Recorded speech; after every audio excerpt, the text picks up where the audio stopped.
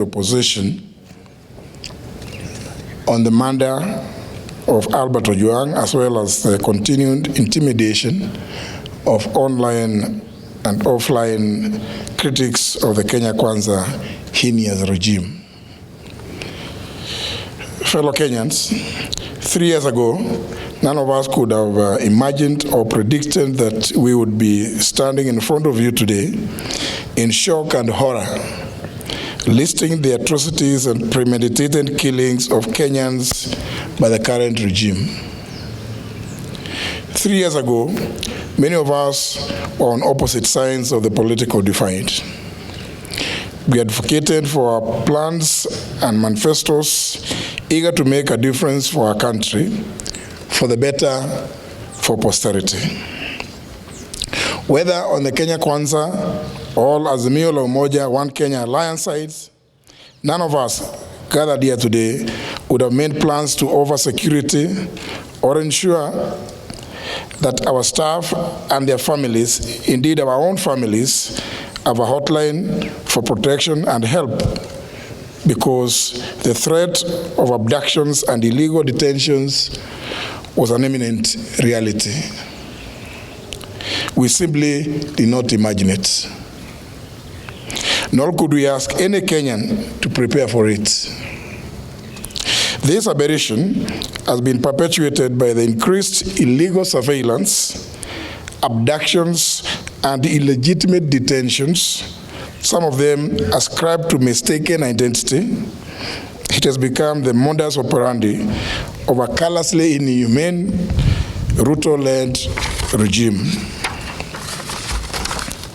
It is one, if not the major reason, why senior members of the Kenya Kwanza have been impeached, forced into resignations, or indeed have been sacked because they questioned and sought answers for these indecent atrocities that go against human understanding. It is the reason, ladies and gentlemen, that these brave souls, unbound and uncompromised, stand here as the united opposition determined to komboa Kenya. Friends, our beloved republic, when that 1-year-old Albert Ojwang walked back to his home in Migori on June 6, 2025, neither he nor his parents, his relatives, and his young wife were aware that these were his last hours on earth. Albert was neither sick nor wounded. He had in fact spent the day actively planning his home garden, calculating its eventual harvest. Albert, a Kiswahili and religious studies teacher based in Voi, was a single hope of his parents and father to a 2.5-year-old child.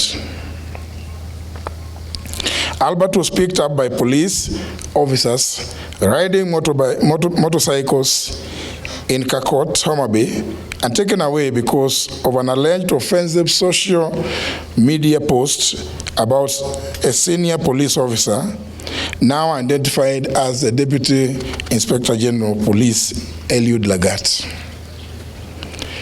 32 hours later, after the police who arrested Albert assured his parents that he was well and only needed a heavy overcoat because Nairobi was cold, Albert was dead. Why Albert was moved from Mawego Police Station in Homa Bay to Nairobi, 400 kilometers from the alleged area of incident, and specifically Central Police Station in Nairobi, and checked in under OB number 13/7/6/2025 at 9:35 p.m. on Saturday, June 7th, remains unclear. There are 26 hours that remain unaccounted for between Homa Bay and Nairobi. 26 hours when a healthy man, having lunch with his young family, arrived, according to many sources, bleeding with serious injuries, 26 hours before being declared dead on arrival, allegedly at Rigathi Hospital, Nairobi, at 1:39 a.m. Today, ladies and gentlemen, this is no ordinary gathering. Albert's family has questions. We too have questions. Kenyans have questions. And indeed, the international community has questions. We all demand answers to the following. 1, the Criminal Procedure Code, Chapter 75 of the laws of Kenya, has clear procedures on arrests relating to cognizable offenses. There should have been a formal complaint and an arrest warrant. Kenyans want to know if there was a formal complaint by the Deputy Inspector General Police Eliud Lagat. And if so, at what police station? Which date and time was this complaint recorded? Was it the OB entry number of the said was there an OB entry number for the said complaint? Number 2, we demand to know why Albert was moved from Mawego Police Station, Homa Bay, to Nairobi, and specifically sent to police station, and which officers accompanied him by name and rank. Central Police Station, Nairobi area, has CCTV coverage. Number 3, we demand to know where the footage showing Albert being brought in and leaving the station is, and whether it's been provided to the family lawyers. If there is no footage, we demand to know who ordered for the cameras to be switched off. When Albert was picked up in Homa Bay, he had no physical injuries. Indeed, he was having lunch with his wife. We demand to know who inflicted the grievous and extensive injuries on his body. Number 5, it's been reported that Albert was in solitary confinement at Central Police Station. Why was Albert considered a high-risk criminal to be confined in solitary? If he was not in solitary confinement, as alleged, who are his cellmates and how many were they? We therefore demand to know that demand to be shown the cell register to show whether he was with other inmates or he was in solitary confinement. Number 6, yesterday, June 10th, 2025, we've read and heard that the Director of Public Prosecutions, the DPP, directed the Independent Policing Oversight Authority, IPOA, to expedite investigations on circumstances surrounding the death of Albert and report within 7 days. This is a cover-up and a diversionary tactic to delay this matter. The mandate of the DPP under the Constitution of Kenya is to direct the National Police Service and the Directorate of Criminal Investigations in writing to do investigations, not to direct the IPOA. The postmortem on Albert is clear, and all Kenyans have formed this opinion. He was murdered. In light of the foregoing, we are calling not just for the resignation, but for the arrest and arraignment in court of the Deputy Inspector General of Police, Eliud Lagat, within 24 hours from the issuance of this statement.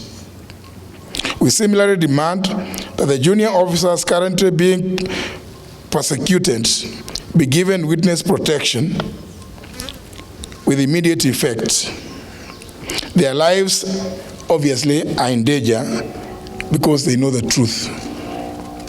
We applaud the courageous Kenyans who have kept vigil at Vigilance House and encourage them to maintain the pressure until this is achieved. We are also aware that Safaricom is complicit and indeed a facilitator in the tracing and abduction of Kenyans who have either ended up dead or maimed in the hands of police like Albert Ojwang. We want to issue a direct warning that this amounts to aiding and abetting in the commission of these crimes against humanity, for which Kenyans will hold Safaricom responsible and either take appropriate legal action or boycott their services. Finally, ladies and gentlemen, due to the persistent targeting, kidnapping and abductions, intimidation, and lawless arrests and murder of young people by this heinous and degenerate regime led by William Ruto, we reiterate our call for the June 25th to be a people's public holiday, a day of memorial in honor of all Kenyans who have lost their lives under this regime. Thank you. God bless Kenya.